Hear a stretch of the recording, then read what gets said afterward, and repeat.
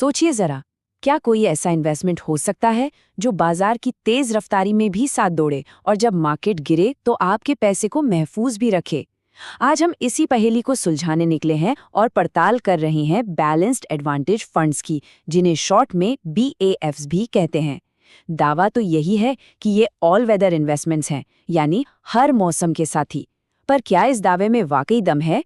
चलिए पता लगाते हैं। तो आज हम क्या क्या देखने वाले हैं। सबसे पहले समझेंगे कि हर इन्वेस्टर की सबसे बड़ी उलझन क्या होती है। फिर देखेंगे कि BAFs इसका क्या सॉल्यूशन देते हैं।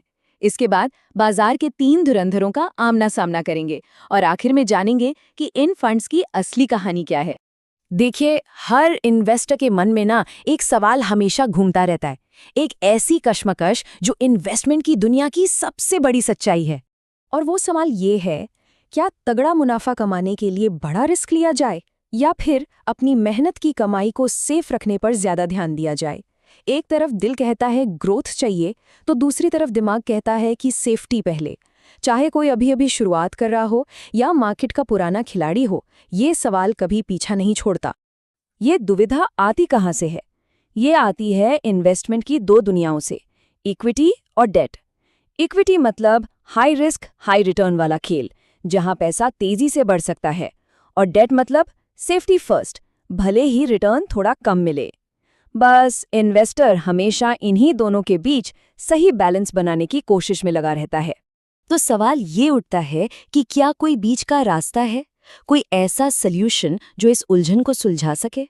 जी हाँ, यही एंट्री होती है बैलेंस्ड एडवांटेज फंड्स की। तो ये BAFs या बैलेंस्ड एडवांटेज फंड्स हैं क्या भला? अच्छा, इनको ना डायनामिक एसेट एलोकेशन फंड्स भी बोलते हैं।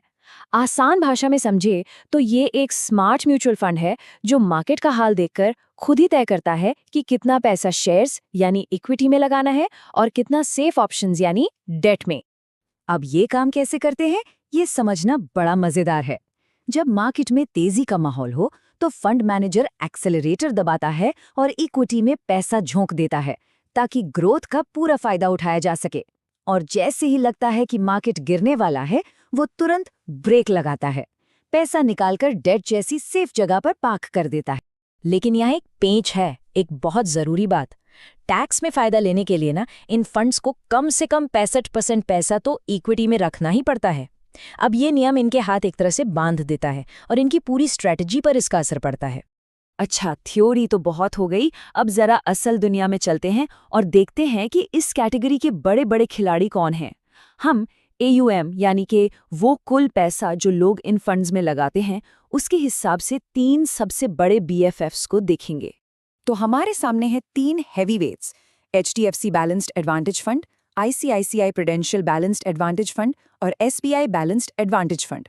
ये तीनों इस स्पेस के बाहुबली हैं, हजारों करोड़ों का इन्वेस्टमेंट मैनेज करते हैं। तो चलिए अब इन तीनों का आमना सामना करवाते हैं, देखते हैं कि नंबर क्या कहते हैं, कौन किस पर भारी पड़ता है। ओके, तो नंबर्स पर नजर डालते हैं। AUM में तो HDFC सबका बॉस है, 1 लाख करोड़ से भी ज्यादा। लेकिन असली खेल तो रिटर्न्स का है। HDFC ने 5 साल में 19% से ज्यादा का रिटर्न दिया है, वहीं ICICI सिर्फ लगभग 13% पर है। SBI का 5 साल का डेटा नहीं है क्योंकि ये फंड थोड़ा नया है। और सबसे मजेदार बात देखिए, तीनों का इक्विटी एलोकेशन लगभग बराबर है, 67-69% के आसपास। तो फिर इतना फर्क क्यों? ये चार्ट देखिए, HDFC का 19% और ICICI का 12-13%। ये फासला बहुत बड़ा है। ये साफ साफ दिखाता है कि एक ही नाम यानी बैलेंस्ड एडवांटेज फंड होने का ये मतलब बिल्कुल नहीं कि सबका परफॉर्मेंस भी एक जैसा होगा। जरा HDFC के पोर्टफोलियो के अंदर झांक कर देखें तो मोटा मोटा 69% इक्विटी में, 27% डेट में और बाकी थोड़ा बहुत कैश वगैरह में है। ये एक टिपिकल BAF का स्ट्रक्चर है। अब एक और इंटरेस्टिंग बात, परफॉर्मेंस में इतना फर्क होने के बावजूद भी इन तीनों फंड्स में कुछ चीजें कॉमन हैं। तीनों को ही HDFC बैंक और रिलायंस इंडस्ट्रीज जैसे दिग्गज स्टॉक्स पसंद है, और बैंकिंग, IT, ऑटो जैसे सेक्टर्स ये इन तीनों के ही फेवरेट हैं। तो ये सारे नंबर और डेटा देखने के बाद सबसे बड़ा सवाल तो यही है कि भाई असली कहानी क्या है? BFS जो वादा करते हैं, क्या वो निभा भी पाते हैं? और इसका जवाब छिपा है एक चीज में, फंड मैनेजर, जी हाँ, इन फंड्स का पूरा खेल फंड मैनेजर की समझदारी पर टिका होता है। और सच तो यह है कि मार्केट को टाइम करना, यानी सही वक्त पर खरीदना और सही वक्त पर बेचना, ये किसी के लिए भी आसान नहीं है। फंड मैनेजर भी इंसान ही होते हैं, उनसे भी गलती हो सकती है। तो बीएएफएस का प्रॉमिस क्या है? पहला, जब मार्केट गिरेगा तो ये आपको बहुत ज्यादा नुकसान से बचाएगा। दूसरा, नॉर्मल मार्केट में ये डेट फंड से बेहतर रिटर्न देगा। और तीसरा और सबसे बड़ा, आपको बार बार इक्विटी डेट के बीच अपना पैसा घुमाने की टेंशन नहीं लेनी। सब कुछ ऑटोमेटिक। यही तो इसका प्लस पॉइंट है। लेकिन सिक्के का दूसरा पहलू भी है। जब मार्केट में जबरदस्त तेजी आती है ना, तो ये फंड्स प्योर इक्विटी फंड्स के मुकाबले पीछे रह जाते हैं। यहाँ रिटर्न की कोई गारंटी नहीं है और जैसा हमने देखा, सब कुछ फंड मैनेजर के फैसलों पर डिपेंड करता है। मतलब ये जो फ्लेक्सिबिलिटी है, ये कभी कभी भारी भी पड़ सकती है।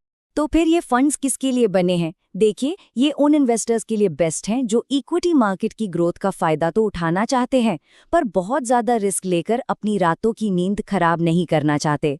ये एक तरह से इक्विटी और डेट के बीच का एक सेफ और बैलेंस्ड रास्ता है।